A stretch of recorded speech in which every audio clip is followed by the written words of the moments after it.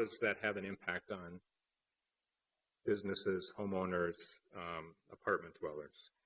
So the assessor is not here today. We have some information, but I want to highlight the fact that for 2017, even though we're fairly far along in 2016, there's still some numbers going up and down, and you'll see some numbers in this presentation which are even different than the numbers that were in the book that was published less than 3 weeks ago.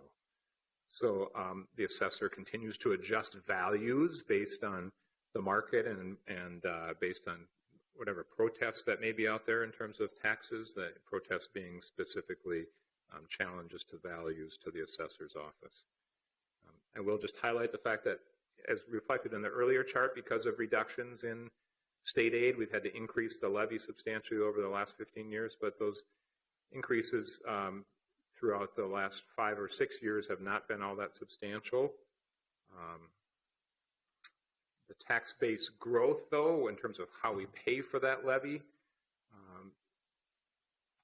I will say just one thing about property taxes generally. I've spent most of my career talking about property taxes, and I still dread talking about property taxes. Because much of the property tax system in Minnesota, often certainly number one, increases are not linear, right? There are all sorts of things that cause increases and decreases to not move in the way that we would think. And even when people describe tax base, they can use different terms. There's estimated market value, there's tax capacity, there's adjusted tax capacity. And it also depends on what kind of property. So you can have a homestead piece of property, a home that's applied for homestead that will potentially have taxes increase faster than non-homestead taxes for the same value because of the way state aids and state programs work. So generally, the choice that I have typically used is using estimated market value, EMV. This is the value that is supposed to reflect what is the true sale value of a business or a home. The good news is that generally the city of Minneapolis has a very healthy tax base. We have a $44 billion estimated market value for 2017. Right. We see, at least according to the assessor, new construction contributed of that $44 billion, $0.9 billion.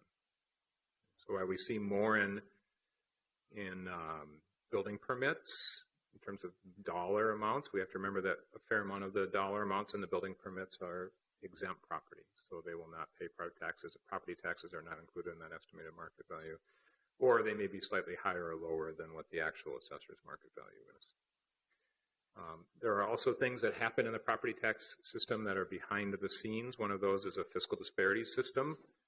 It is a system that I think generally has worked well for the last 40 years. It's a tax-based sharing system so that essentially cities that grow faster or have higher per capita tax-based wealth contribute to a pool, and those with lower per capita tax-based wealth receive some of that benefit. The City of Minneapolis received much of that benefit for a long time. Now we are a net contributor to the fiscal disparity system. And so it shaves off some of the benefit of our increase in values, particularly in commercial values. We had rather large increases in commercial values, about 16% a year ago. The fiscal disparity system has lagged, and so we're seeing some of that offset the benefit of the new construction. So what it comes down to is when you have a piece of property that you own or you live in, it's what is that value increase versus what is the city's tax rate, and the tax rate is a function of tax base and your levy. Right? With that, I'm not going to go any deeper, but certainly could answer any question. Generally, we expect the city's tax rate from 16 to 17 to drop slightly, but something under 2% in real amounts. Okay? What's happening in tax capacity, another measurement of tax base? Apartments, this number has been changing over the last several months. At times I've seen this number as high as 18% increase. Lately it's been about 14% increase. Of the $0.9 billion in new value, half of that was apartment value. So over $450 million of new construction value that didn't exist before Pay 2017. So not all apartments are going to see 14% increase in taxes. In reality, almost half of that is attributable to new construction. And so you should see substantial increases in apartments. That's a function of the fact that those buildings are selling quickly and selling at very high values. So we certainly will see substantial increase in taxes. Again, we don't know how that translates into rents because every apartment owner has to decide how they're going to distribute that tax bill. But again, of the 14%, at least my general estimates are about 6% of that are just attributed to new growth. Residential property, homestead and non-homestead that are less than 4 units, we are seeing something in the 7.5% to 8% range increase in inflation and only nominal amounts of new construction. And the commercial industrial just in that 11 to 12% range. Mr. Ruff, I think we have a question from Council Vice President Glidden. So this may be more a question for the city assessor who's here, but I just was taking note of your previous slide where you're talking about the sales of apartment buildings and being at an extremely high rate. I'm just trying to remember your exact language, and I wondered if you could just say a little bit more about that, or what exactly is the nature of the trend there, like how high and so forth. Because I know you said part of the increase is due to just the fact that we're also seeing new construction, which is a separate phenomenon. Mr. Chair, Council Vice President Glidden, the Minneapolis is seen as a favorable apartment market for national buyers. And so what we've seen for many cases is that an assessor's base market value on actual sales. And so I'll use just a hypothetical, is that for a long time, we may have seen apartments selling for something in the neighborhood of $100,000 per unit. And now all of a sudden we see 3 or 4 years later, apartments that are selling, especially the new higher end units, like $300,000 a unit. So that's an extreme example, but overall the market has increased. That's due both to top end sales and also to the mid-market sales, existing properties which are changing hands. It's also a function of the fact that people have alternative investments that aren't so great. So you could buy a U.S. Treasury and get 1.5% return, or you could buy an apartment building and get a 4 or 5% return. So those are lower returns than historically have been in the market. And so what we're seeing is apartments are a commodity in the sense that people are investors who buy those commodities. Because the assessor has to base it on actual sales and the state checks what their actual sales are, this is driving up both the cost of the buildings and then eventually the rents, which is what we're seeing, the pressure on affordable housing not being able to stay affordable, because as those new buyers buy the property, they want to see income to match what their sales price is. So it's all a function of a lot of larger market forces, which come back to the fact that apartments are just worth more and are going to be taxed more because they're worth more. So anyway, thank you. A lot of interesting information in that, including also another piece that I guess I had not realized, is that you were saying this is a favorable market for national buyers. So that says to me also just who is owning these properties is changing, and all right. On single family, these are again single family being detached residential.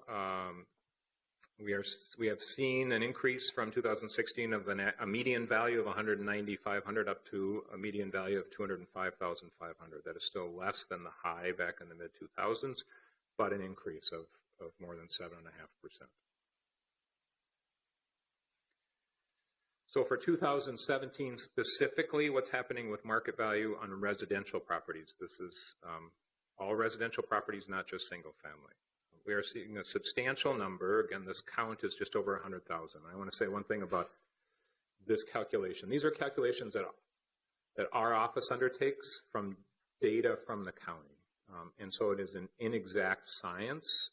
This doesn't always account for example, if somebody puts a new porch on their house or has an addition, there might be value increases associated with that. But there was a substantial number, almost 40%, which either decreased or had zero increase in value. And then there are substantial distribution of values. As I said, the median was in the neighborhood, so half less and half more, in that 7.8% range, at least the latest numbers that I had heard from the assessor. So again, your taxes are a function of what your value is and what the city's rate is.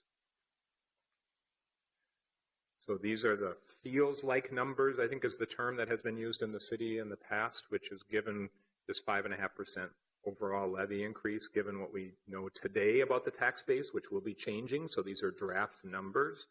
We will see a substantial portion of properties which will see a decrease in city taxes. This is not county and school district taxes. These are only city taxes.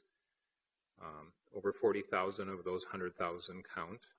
We'll see that decrease. Another 7,000, 8,000 that will see less than a 1%, but also a substantial increase of over 5%. We have Councilmember Goodman. Thank you, Mr. Ruff. Last year, Council President Johnson had a map in her office that showed the locations where properties had increased the most in value, and that was mainly in the 4th and 5th wards. What kind of analysis do you have with regard to this 2, 3, 4, 5% increase and more than 5% in terms of who it's going to hit the most? Mr. Chair, Councilmember Goodman, we don't have that information today. Ms. Green can maybe speak in terms of when we may have a ward-by-ward analysis. Ms. Green? My brain just went dead. Anyway, Chair Quincy, Councilmember Goodman, excuse me, we should be able to have the by ward data as soon as we get the information from the county. We are told that we should get that information this week, so we should be able to do that hopefully in the next week or two. And thank you. It would be great if you could get that information out. I would kind of be led to believe as we're coming out of this kind of recessionary area that parts of town where values have been depressed as a result of foreclosure crisis or being on a tough commercial corridor, and that has turned around or changed, they would actually see the greatest increase in value, even if the dollar amount isn't as high. Yeah. Like what happened last year where the 4th and 5th wards got hit the hardest. I'm going to guess that we're going to see something quite similar to that again. And everyone should get that information as soon as they can. Yeah, I agree, Councilmember Goodman, because I think you're right. It is a percentage increase when you have a depressed market during a tough part of the recessionary period. When they're going to come out and rebound, they're going to have a feels like that'll be more significant on their percentage. And I also just wanted to point out, as Mr. Ruff said as he began this segment, this is an inexact. These are estimates driven by the finance department. So that as soon as we have that county data, that'll be more precise, and we'll be able to share that in more consumable format. We have Councilmember Johnson and then Councilmember Bender. Thank you, Mr. Chair. I think what's surprising about this is the number of homes that are in the greater than 5% increase. I guess, is that because of new construction, and so it's kind of their first time hitting the tax rolls for a lot of homes, or what would be kind of the typical makeup of that 95th percentile of homes that are seeing property tax increases? Is it those depressed markets where we're seeing a turnaround? Is it homes that are in the highest values? Can you kind of break that down, or is it kind of a mix of different homes? And what would be the kind of highest bracket in terms of increase? Because greater than 5%, if I'm adding these up right, if I look at this chart here, it essentially almost looks like 3. If you were to characterize it as decrease or 0, and then 0 to 5%, and then greater than 5%, they'd be almost all equal, it looks like, in terms of the bar sizes. So with those greater than 5%, if you were to continue on there and say, well, what about 5 to 10%? What about 10 to 15%? I mean, is anyone seeing like a 50% increase in property taxes, or is it really in the 5 to 10% range, or can you help characterize the extreme end of the increases? Right. And Mr. Chair, Councilmember Johnson, I draw your attention to that previous slide to give you a little more sense. This is, again, value.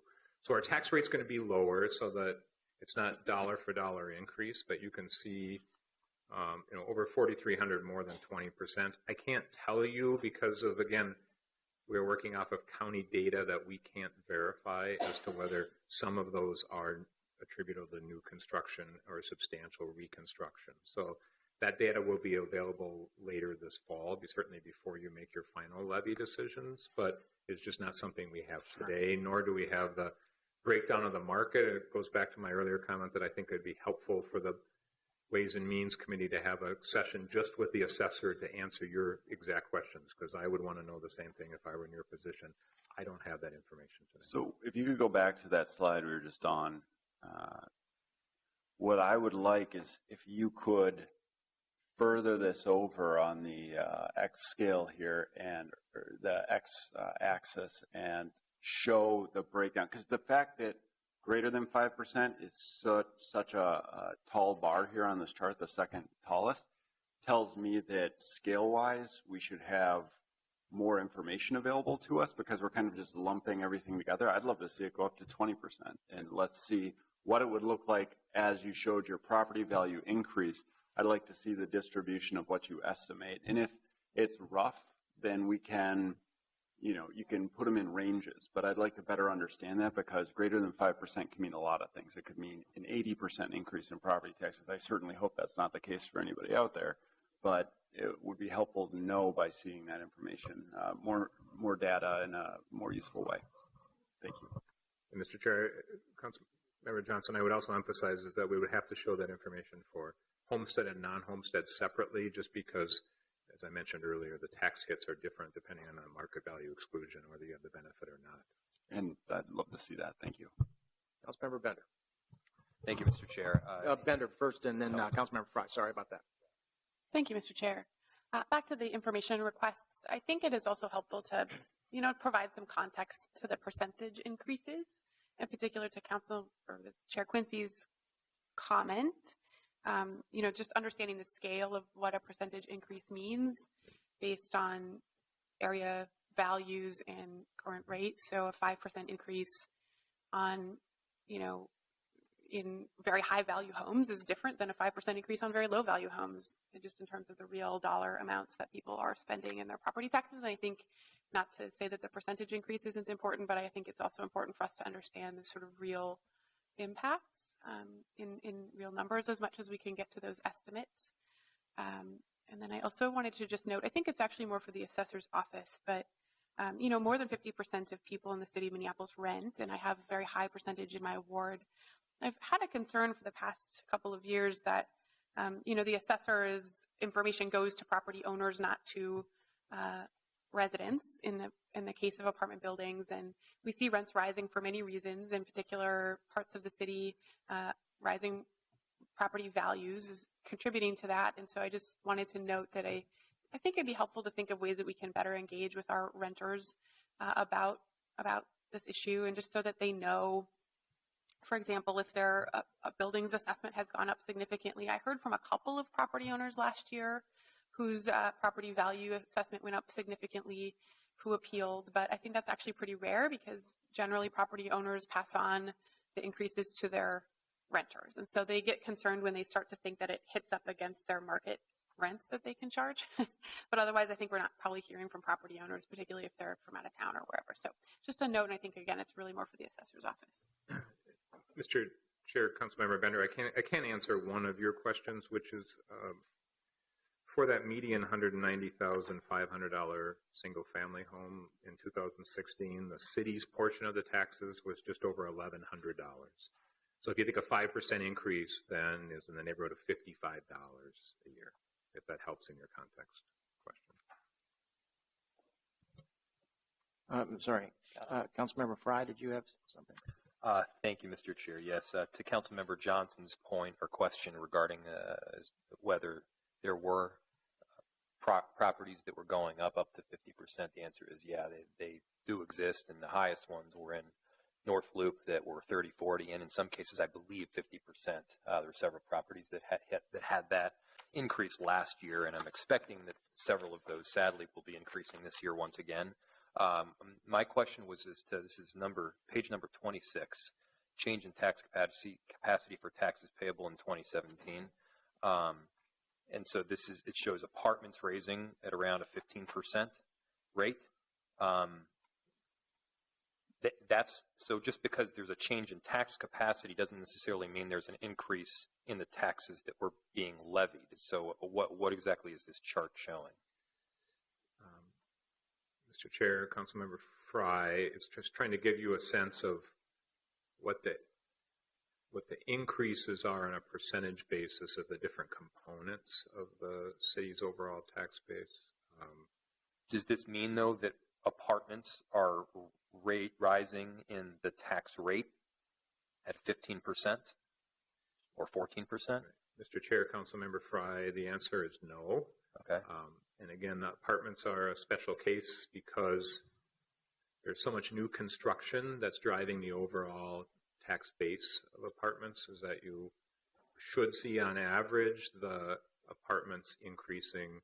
My estimate overall was about 8% overall, but again, it will vary from apartment building to apartment building, probably even on a greater scale than what you see in homes. In other words, newer buildings will probably be accelerating more than older buildings will. But certainly if that's a question for the assessor we can bring back, we would be happy to have him address that.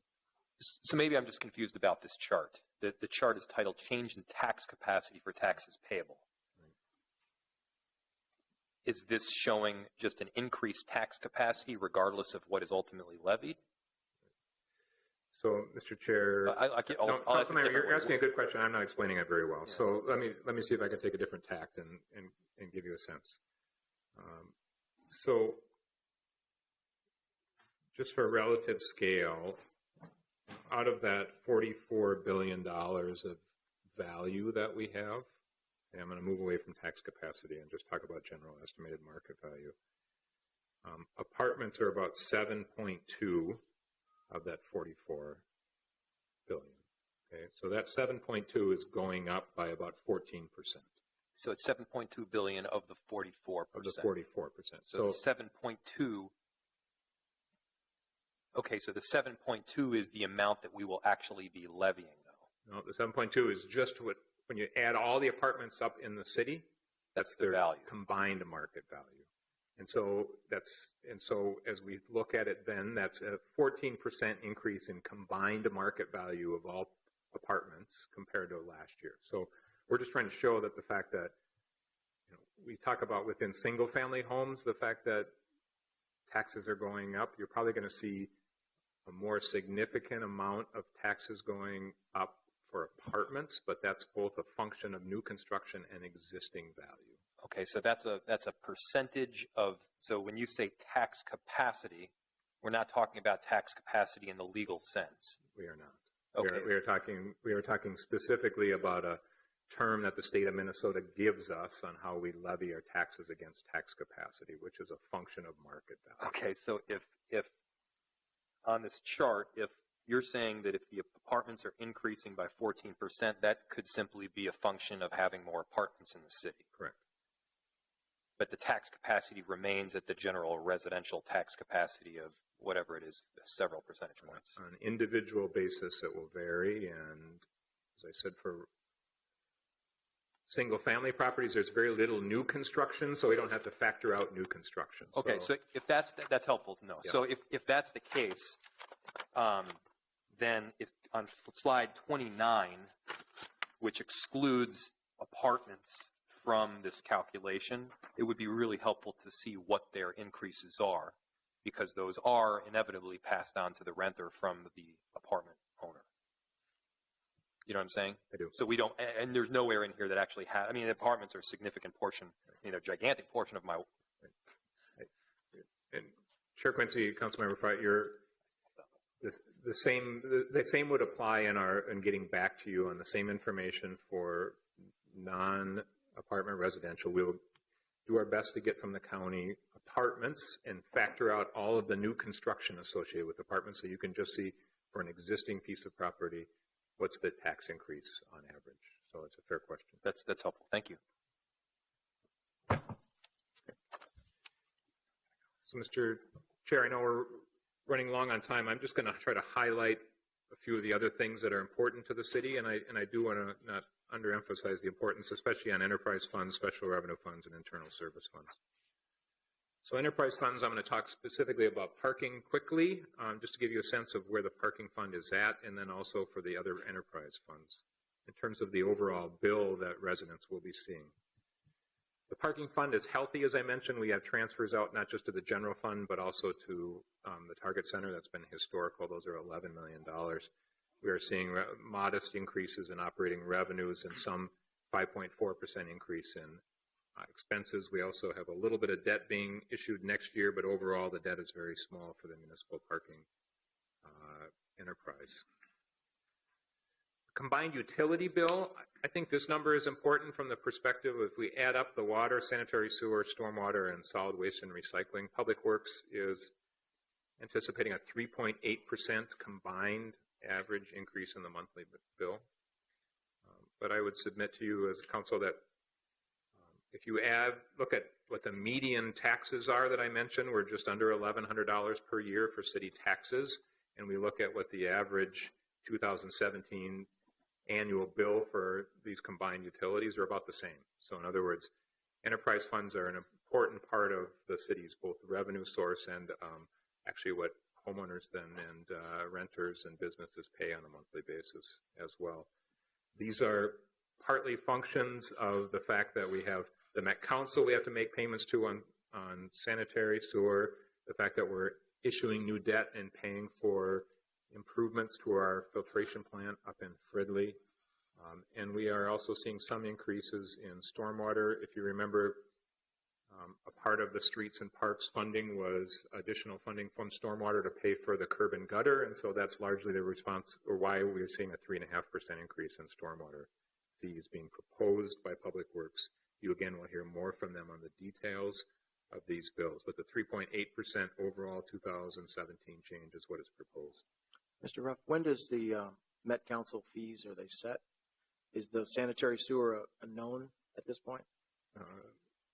Mr. Chair, Met Council has made improvements on their forewarning, so yes, we do know what the Met Council fee increases will be for the for 2017. Okay, thank you. These slides are just summaries of operating budgets, excluding capital. You will hear more about capital later, but overall, it's not the operating costs that are driving the increases. It is other factors related to capital. These are breakdowns in terms of the individual and the 5-year plans. So a good thing about Public Works, as well as the general fund that we do a 5-year financial direction. Also, Public Works tries to forecast those overall increases over a longer period of time and try to smooth out those increases as well. As a business enterprise, certainly seeing spikes is not a good thing. You'll see stormwater. There are major capital improvements, but there's also cash balances to help offset some of those major capital improvements. And then the water fees, again, it's a large base. I would also say, remember, it's not just a function of what the operating and capital, but also this is an area where we are seeing people use less water. And so that has an impact on what our rates need to be in order to support our enterprises, because our operating costs and capital costs do not decrease equal to what the usage is. Special revenue funds. The major special revenue fund is the Convention Center.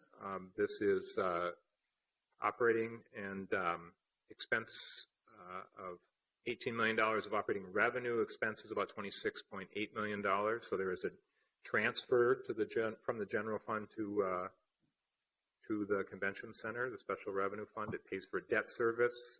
It also pays for capital improvements. In the $20 million is, if you're aware, $10.5 million for plaza improvements that are proposed for the Convention Center, and then another $9.5 million, which is just historically we've had to put somewhere between $9 and $13 million to keep that building viable and competitive, and certainly Mr. Johnson can describe that in his presentation as well. One of the other one-time items that is being proposed out of the Convention Center cash balance are $1 million increase to Meet Minneapolis related to marketing and large events. And we also have one new FTE within the Convention Center. Mr. Ruff, I think we have a question from, did you have a question? Councilmember Gordon? I did, thank you very much.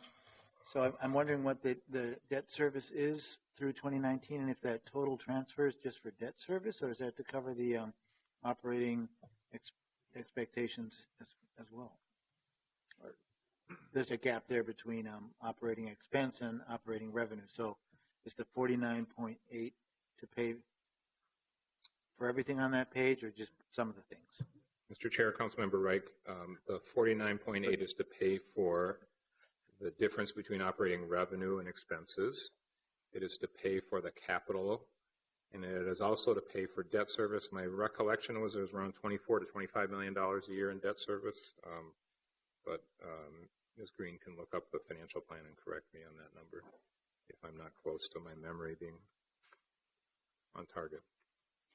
I think there was one thing in the mayor's budget. I think it's a $10 million improvement for the park outside the convention center, and it said, I believe, in the budget that was coming from convention center money. Correct. So is that money that the convention center has been saving, but was also coming from the general fund first before it became convention center money? So, Mr. Chair, Councilmember Gordon, historically, if you recall, up until a few years ago, the hospitality taxes, the sales and hospitality went directly to the convention center fund, and so part of the buildup of that cash balance was related to hospitality taxes that has now transferred to the general fund, and then you make a transfer out of the general fund to support the efforts of the convention center. I was right. The debt service is $24 million a year. And so it is the plaza improvements and the Meet Minneapolis and the operational difference between revenues and expenses all come out of the general fund transfer of $49.8 million. That's about the number we've been at historically the last couple of years. It's actually maybe a little bit less than last year's transfer as well. Okay, thank you.